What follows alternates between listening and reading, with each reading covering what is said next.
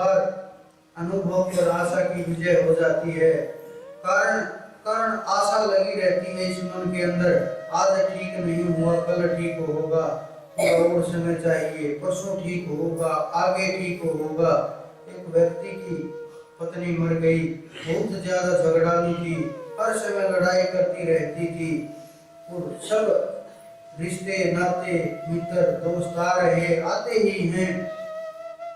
वो कह रहे कि बड़ा परमात्मा ने आपके ऊपर कृपा की, क्योंकि मित्र लोग मजाक करते हैं और जो सच बोलते हैं मजाक मजाक में सच नजर आने लगता है। एक मित्र आया, उन्होंने कहा कि अरे तुम्हारे साथ तो बहुत बढ़िया किया परमात्मा ने, तुम्हारी पत्नी चली गई, बड़ा कलेश करती थी, बड़ी परेशान करती थी, परमात्मा ने तुम्हारी सुन ली, अब दोबारा शादी मत कराना। लेकिन वो बड़ा आश्चर्य में हो रहा, वो कह रहा कि नहीं, शायद कर्म के अंदर ये ही लिखा हो कि इसका सुख न हो, जो दूसरी आएगी वो मुझे सुख देगी। अनुभव बड़ा कड़वा है, बड़ा कड़वा अनुभव है। हम सोच रहे हैं, विचार कर रहे हैं कि पहली वाली दुख दे रही है तो दूसरी वाली सुख देगी। अनुभव अलग कह रहा है, लेकिन जो उसके अंदर आशा छिपी हुई है, पाने की आशा, चाहत की आशा, वो उसे भ्रमित कर रही है, उसे दूसरी दिशा दे रही है, उसे दूसरी ओर ले जा रही है। इसी प्रकार से उस परमात्मा का रस है, उसके नाम का रस है, उसकी ताकत का रस है। हम ये चाहते हैं कि ऐसे ही परमात्मा प्राप्त हो जाएगा, कुछ भी नहीं करना पड़ेगा, लेकिन उसके परमात्मा की प्राप्ति के लिए हमें उसके अंदर उतरना ही पड़ेगा, उसके अंदर खोना ही पड़ेगा, इस तरह से नहीं प्राप्त हो पाएगा। एक बार एक तैरना सीखने के लिए जाने लगा, उन्होंने कहा कि मुझे तैरना सीखना है। अच्छे तैराक की तलाश की, अच्छा तैराक ढूंढा और उसको समर्पण कर दिया कि मुझे तैरना सिखा दीजिए आप, और मुझे आपसे सीखना है। वो लेकर के गया नदी के अंदर। जो ही नदी के अंदर उन्होंने पैर रखा, वहां सीढ़ियां थी, वो बड़ी चिकनाई युक्त थी, वो चिकनी हो गई थी जल के कारण से, तो चिकनी हो गई थी। जो ही पैर रखा, पैर फिसल गया नदी के अंदर, गिरने की बजाय वो सीढ़ियों के ऊपर ही गिर गया। भागा वापस निकल करके, अरे अगर नदी की तरफ गिर जाता तो मैं डूब ही जाता, और आज तो राम नाम सत्य ही हो गया होता। तो वापस भाग आया घर पे कि अब मैं, जब तक मुझे तैरना नहीं आ जाएगा तब तक मैं वहां नहीं जाऊंगा। लेकिन जब तक वहां नहीं जाएगा जल के अंदर, तैरना कैसे आएगा?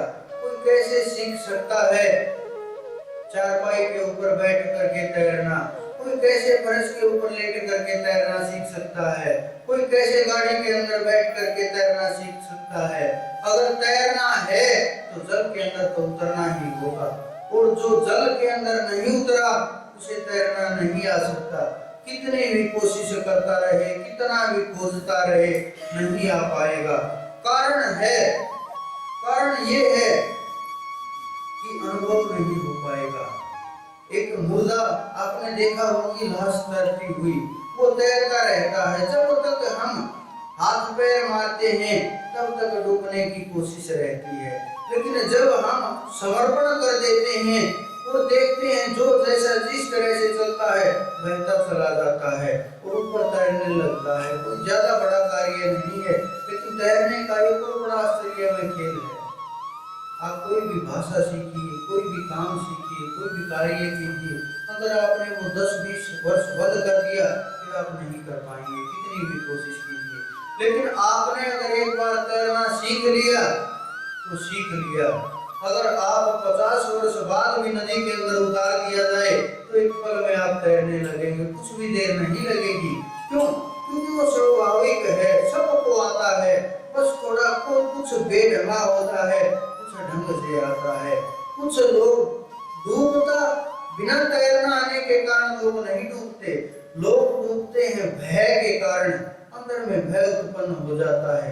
लोग डूबते हैं थकावट के कारण, लोग डूबते हैं मन के कारण, लेकिन ऐसा नहीं कि तैरना न आए और डूब गया, क्योंकि हर जीव हाथ पैर मारता है। जब वो पशु तक भी तैर जाते हैं, ये तो जीव है, ये तो इंसान है, ये तो मनुष्य है, लेकिन वो